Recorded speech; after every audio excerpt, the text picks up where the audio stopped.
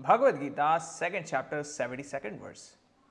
Esha Brahmi Sthitif Partha Nainam Prapya Vimuhyati Sthitva Syamantakalepi Brahma Nirvanam Richati. Brahmi Sthitihi, this is gained by the knowledge of Brahman. Prapya, having gained which, na vimuhyati, one is no longer confused. If we look at the clear meaning of the words without theological coloring, it is very clear that what goes with the right understanding, what is removed by the right understanding is wrong understanding. When there is light, there is no more darkness. In the same way, when there is knowledge, there is no more ignorance or mistake. The second line of the verse, Antakalepi, even at the end of one's life, when one gains it, one gains this freedom called moksha.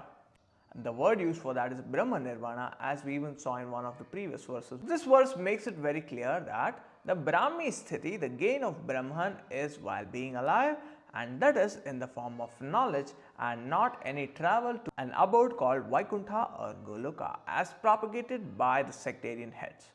Here I want to specifically talk about the work of Rāmānuja on this verse, final prapatti, a final surrender, and this becomes a very important part at the end of one's life. And this has creeped in our Hindu culture and in our homes when we see someone dying, that whispering of Narayana, Narayana in the ears of the one who's dying and making them chant Viṣṇu Sahasranama and pouring this tulsi water called Tirtha in their mouth.